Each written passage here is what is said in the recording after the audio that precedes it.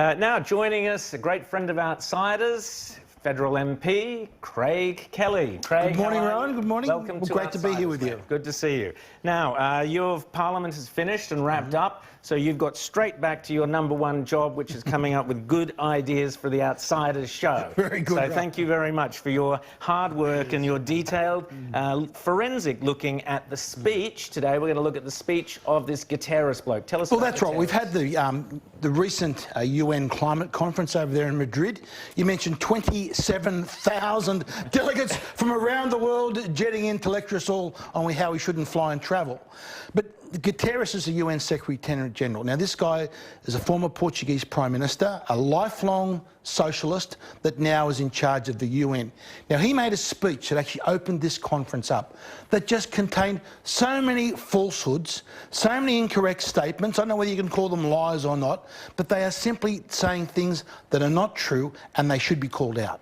Well, I think none better than you, Craig Kelly, to call them out. So let's go through them. Let's go through them one by one. You've identified 6 different parts of his speech. So he's the Secretary-General of the United Nations. You would hope that he did some fact-checking beforehand, and you would hope that maybe the ABC and others would do the fact-checking. But no, it's outsiders that are going to do the fact-checking, and outsiders alone. So let's kick off, Craig, with the first false claim. We'll just play the clip to you here. Have a listen. Climate-related natural disasters are becoming more frequent, more deadly, more destructive, with growing human and financial costs. So, Craig, Guterres has said in front of the world that climate-related natural disasters are becoming more frequent and more deadly and more destructive with growing human and financial cost. Is he right? Okay, firstly, in that one sentence, he's told 3 untruths. Now, let's go through them one at a time. Firstly, he said there's a greater number of deaths from climate-related disasters. Now, let's look at the evidence and the data. The data comes from the University of Louvain in Belgium. They have a thing called the International Disaster Database, where they record every disaster that happens around the world. They started in 1998. They looked back in the past and got all the records together. Now, that shows that we have the lowest number of deaths from climate-related disasters in history. There's been a 98% decline, incredible 98% decline, since the 1930s, and there is today. And this year, we're looking at the lowest number of deaths from climate-related disasters ever recorded. And that's despite the increase in population. And here you have the Secretary-General of the UN saying the exact opposite of what's true. It's hard to see you'd get a bigger lie than that. The numbers have plummeted despite the fact that the world's population has increased substantially. So you would think when there are natural disasters, the death toll would be even greater because there's more people. Well, the question but it is at what we talked about it with Michael Schellenberger last week, something like 98 to 99% reduction. Now, why has that come down? That's the next question. It's come down because of greater wealth and because of the use of fossil fuels. Because we've got more concrete, more steel, we've got able to evacuate people from disaster areas when those storms are coming. That's the reason. So what he is actually planning, his policies, will actually make the situation go in the opposite direction. Wow. Okay, so you said there were 3 errors in that one sentence. Right. Now, the second one, he talked about the number of disasters increasing. Yes. Now, I'm always very hesitant when you look at the number of disasters because it's how you classify a disaster. You can easily manipulate these figures. But again, going back to that International Disaster Database, we can look since the year 2000, and you would expect the number of disasters to be relatively even, but it's actually declining. So again, what he is saying, the UN Secretary-General is saying something that is false, and the truth is the exact opposite. The number of disasters, as recorded by the most comprehensive database, shows a decline, not an increase. And the third point? Sorry. Oh, so I was just going to say, why do you think that he's pushing this? I mean, is it because he is mendacious and because he's a socialist and he's got a very long background here, going back to 1992 as Secretary-General of the Socialist Party in Portugal, so there's been a long time coming for him? Or is it just simply that he's taking the accepted wisdom, which would be, oh, there's got to be more natural disasters because there's more people and more stuff? Well, there could be another thing, James. Remember, the UN is after cash. They have something like $29 billion, what they say, short. These guys fly around the world first class. They've got all these offices to maintain. They want people to throw money to them. Now, when someone makes false and misleading statements asking for cash, that is called fraud. Absolutely, you're absolutely... Well, the fraud has only just begun. Let's go through false claim number 2. Number 3, Ron, number 3. Number 3, let's have a listen to this one. No, we're still on the first... Oh, yeah, sorry, we're still on the first one. The first statement, you forget. Number 3 of the first one. Easy. It's not easy to make 3 misleading claims in the one statement. He also talked about, his claim was that the cost of disasters is increasing. So the cost from climate-related disasters, cyclones, floods, droughts alike is increasing. Now, again, you have to look at the data. The data comes from the insurance companies that keep this. Now, what you've got to be careful when you're measuring this, you can't measure the cost of a disaster today, which say was $1 million, and say something was 500,000 before, and say the cost has increased. You've got to look at the cost of what's happened with inflation. You've got to look at GDP, you've got to look at economic growth. You look, are we putting more assets in the way of danger, where you're building new cities and cities are expanding? Now, when you take all those things into consideration, a guy called Roger Pilecki has done this research, he's looked at it, and he's measured it as a percentage of GDP. So climate-related disasters as a percentage of GDP. Surprise, surprise, they're going down. The exact opposite of what the UN Secretary-General is saying, which is the whole basis of this climate conference over in Madrid. So that's our first sentence. We've had 3 provable errors in that very first sentence. Let's go to his second sentence. Have a listen. Every year, air pollution associated to climate change kills 7 million people. Climate change has become a dramatic threat to human health and to human security. Look, I think this is one of the most insidious lies. Even the mild-mannered Bjorn Lomborg has said this statement is completely dishonest. Now, if you look at the data, again, the data from the World Health Organization, not sort of made up by, some two-bit organisation, the World Health Organization say, yes, 7 million people have died from air pollution. But more than half of them, something like 4.4 million, have died from indoor air pollution.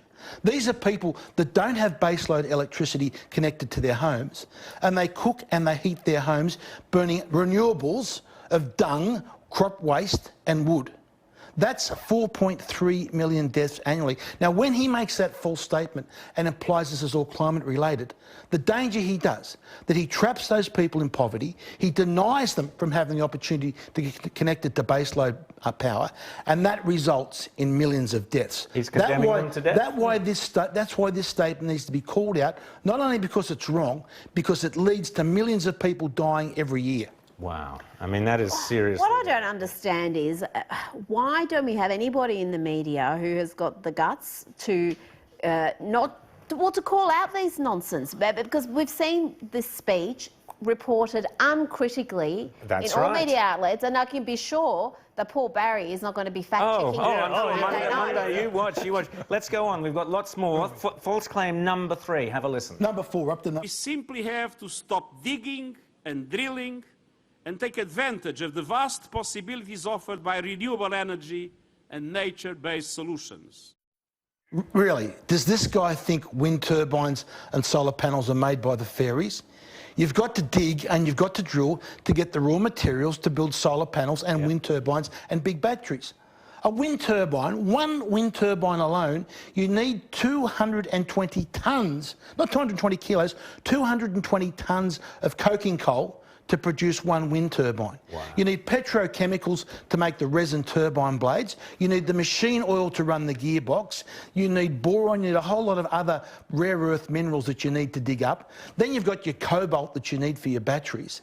So the idea that you can somehow stop digging and drilling, firstly, it's an insult to all those people that work in the oil, gas and petroleum industries and the coal industries. It's an insult to the work they do, and it's failing to acknowledge how the fossil fuels have decreased poverty and led to longer life expectancies throughout the world.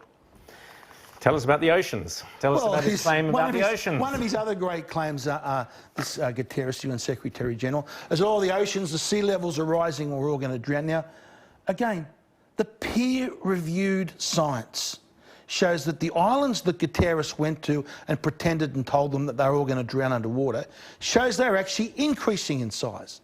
The majority of islands that are threatened by so-called rising sea levels are actually increasing in size.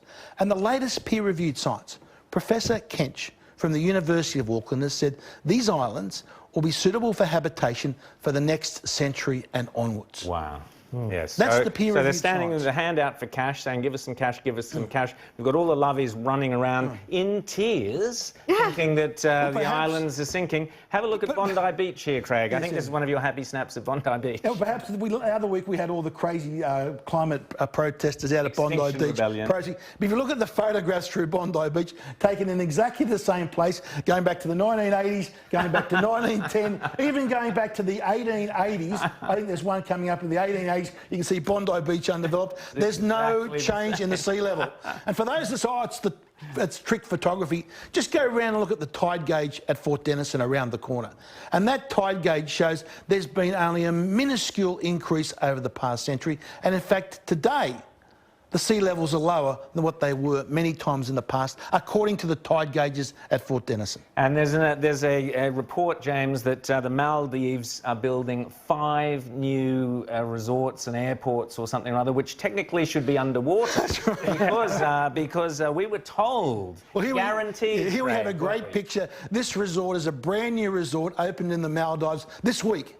So as Guterres was making this speech, here was this island, this new island resort opening in the Maldives. 150 new rooms, hotel rooms on an island resort, opening the very same day Guterres is making this speech about sea level rise. Why is the Australian government handing over hundreds of millions of dollars to these Pacific nations? How much did we just give Tuvalu, who stood there after we signed this massive cheque and really said some appalling stuff about our country and praised China? Look, we're happy to help our Pacific neighbours in certain ways. Now, what we should have been doing, this is where this false news and the false reporting and the misleading and incorrect statements by Guterres count. Because we've seen in the Solomon Islands, we've seen 60-something kids die from measles. Yep. Guterres, instead of when he went over there to the Pacific Islands, instead of making all these fake news and putting these stunts about sea level rise, he should have been over there talking about the importance of immunising children. Absolutely. That would have reduced deaths. Instead, he's over there grandstanding, telling untruths, instead of working on what's important. Craig Kelly, so great to have you on Outsiders. And your electorate, remind us where your electorate is and who... My electorate is a beautiful electorate of Hughes down in southern Sydney, a bit of the Sutherland Shire and also the Army Barracks around Holsworthy in the great suburb of Wattle Grove and Hammondville. They're very lucky people to have you there, and so is the Australian Parliament. Lucky to have Craig Kelly in there. Craig, thanks so much for coming on Outsiders. Thanks, James. Thanks, Rita. Thanks, Craig. We've got lots